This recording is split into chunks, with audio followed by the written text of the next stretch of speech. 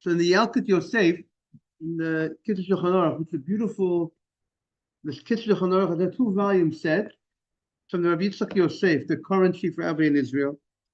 He says, what do we do during the Aseret Yemei Teshuvah? He says, morning Asaf. During the Aseret Yemei Teshuvah, and then we'll get to the Gemara. Asaf is here, we'll start the Gemara. But just the Aseret Yemei Teshuvah, we need to look into our actions and to do tshuva, and to increase in mitzvot, tzedakah, and maasim tovim. So during these days of Aseret Yemei Teshuvah, our focus should be, what are we doing more than every day? So the rest of the year, we might do a lot of great things. But as much as we do the rest of the year, during this time period, there's an expression of the up the game. During this time, I got to do more. Now I say it's time, let's write out the tzedakah checks.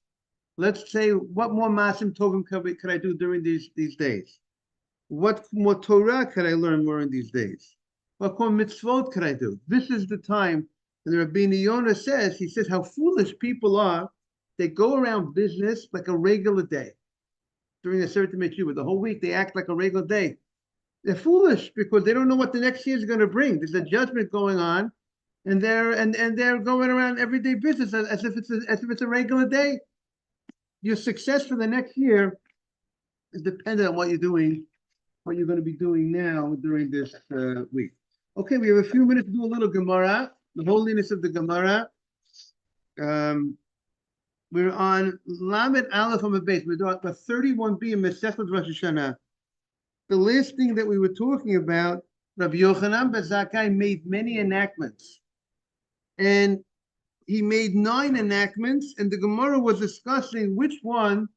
Good morning, Nathan. Good morning, Sammy. The Gemara was discussing which one was enactment number 9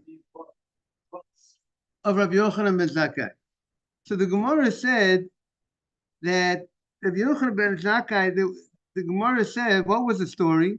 The story was, as you know, they tied a red thread by the outside the ulam, outside the building of the Beit HaMikdash, and when it would turn white, it was from red to white. It was a sign that Hashem accepted the prayers, the avodah of the Beit HaMikdash. But then there was a time period that didn't turn. Sometimes it turned white, sometimes it didn't turn white, and then it became a situation that people a lot of times became very sad on Yom Kippur, and maybe they threw in the towel, perhaps, because when they saw that it didn't turn white, so they maybe didn't put in their efforts the rest of the Yom Kippur, perhaps. Therefore, they said, we have to tie it. They tied it somewhere else so people will not see it. And the Gemara says, and that was the enactment of Rabbi Yochanan ben Zakkai. And the Gemara said that one rabbi says that can't be. It can't be that Rabbi Yochanan ben Zakkai made that enactment. So the Gemara wants to know why not. Why didn't he say like that was Rabbi Yochanan ben Zakkai? That's what the Gemara's question was. Papa, my time alone from Nachma Yitzchak. Why didn't he say that was the enactment? So he says it can't be. Why not? Because Amalach, Rabbi Yochanan ben Zakkai, in the days of Yochanan ben Zakkai, this other rabbi holds it never turned white. It never turned white. Why not?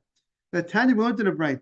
Kol Shenot of Rabbi Yochanan ben Zakkai, he lived 120 years, like Moshe Rabbeinu was standing, near Zot HaBracha. He lived 120 years. Arbaim Shana, 40 years, the first 40 years, Asak B'Praktia. He was a businessman. I mean, he was learning, but he wasn't, I presume he was more, his focus was more in business. Arbaim Shana, then the next 40 years, Lama Torah. He learned Torah for the next 40 years. Like, sounds like Rabbi Akiva in a certain sense. And then the last 40 years of his life, Arbaim Shana Limei. The last 40 years of his life, he taught Torah with Tanya, and we learned in a Braita. 40 years before the Beit HaMikdash was destroyed, the last 40 years of the second Beit HaMikdash, the red thread did not turn white. 40 years in a row, it stayed red. Elamadim, it was red. Utnan, and that shows you the decline of the people. that the people there was corruption among the Kohen Gadol. They used to buy the kahuna. They were going down. There was a lot of sinat chinam. Exactly, that's what destroyed the hate, it's baseless hatred that destroyed the Beit HaMikdash. Utnam b'shachar v'abayit, when the Beit HaMikdash was destroyed, hitkin Rabbi Yochanan ben Zakkai. Good morning. Rabbi Yochanan ben Zakkai made an enactment. So now, the fact that we said that Rabbi Yochanan ben Zakkai, the opinion that says Rabbi Yochanan ben Zakkai did it, says, when did he make this? He made an enactment. We find in early in this parak that besides this enactment about the question about the thread, Rabbi Yochanan ben Zakkai made many enactments when the Beit HaMikdash was destroyed.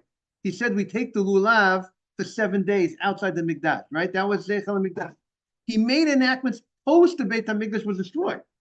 So if he was teaching post the Beit HaMikdash was destroyed, and you told me he taught for 40 years, and you told me that means and you told me the last 40 years of the Beit HaMikdash it wasn't white.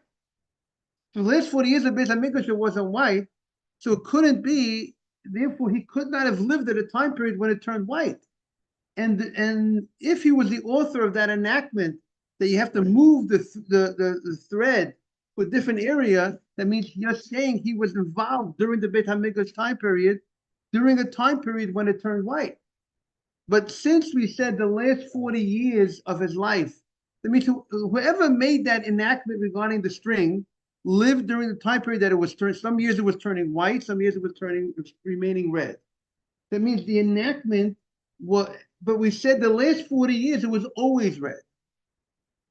The last 40 years it was always red. That means that enactment had to have happened before, a little more than 40 years before the destruction of the Beit HaMikdash. Because you're saying some years it was white. So that means at least year 41 years before the Beit HaMikdash was destroyed, let's say it was white, or 42. For the last 40 years it wasn't. But if Rabbi Yochanan ben Zakkai lived post the Beit HaMikdash, he only taught the last 40 years of his life. If he only taught the last 40 years of his life, so it's impossible that he was the author of the one thing that happened more than 40 years before the destruction of Beit HaMikdash. Is that clear? So that's what the Gemara says. So the Gemara says, what does the other rabbi hold? Good morning. The other rabbi holds, we start Slichot at 6:30. The other rabbi holds the Idach, Otan, Abram Shanav, the Lamad, the 40 years that he learned, from 40 to 80, he was already growing greatly, and he became like a student. He was a student right in front of the rabbi, and he was sitting, let's say, in the first row. He was very close to the rabbi in greatness, and he would suggest something, and sometimes the rabbi would actually follow up on his suggestion, even though he was a talmid, even though he was a student. Therefore, he gets the credit, even though he was not yet officially in a position of leadership as a rabbi, but he was already giving advice, suggesting things that his rabbi, the head rabbi, would follow. And therefore, once he became a big rabbi, they gave him credit for that enactment, even though it wasn't done by him, but since it was his suggestion. Those 40 years that he learned Talmid Yoshiv the Rabbi Have. He was sitting in front of his teacher, and if he would say something of great reason, more than Vistava Taimei, and if his rabbi liked it, the Kava Rabbi Bishmei, and his rabbi would put that law, gave credit to him in his name. So therefore, that's why he had 9 tekanot, because even though he was not in the position of leadership yet, but it was his suggestion, and he got credit for it. When you suggest something, people follow it, you deserve to get the credit for just like Yitro in the Torah. Yitro suggested, he had a great advice, he gave to Moshe Rabbeinu, and Moshe accepted. Hashem said, yes, that's what needs to be done. Morning, Ralph, and as a result of that, he gets great fame in the Torah. I want to wish everyone, we're going to be back tomorrow, 6:15. If you want, we can do 6:10, but meanwhile, for 6:15, unless someone says we have some learning 15 minutes before the minyan. He was the head of the Sachet. I mean, at his time, yes. In the last 40 years of his life, correct. He reached that point at a certain point.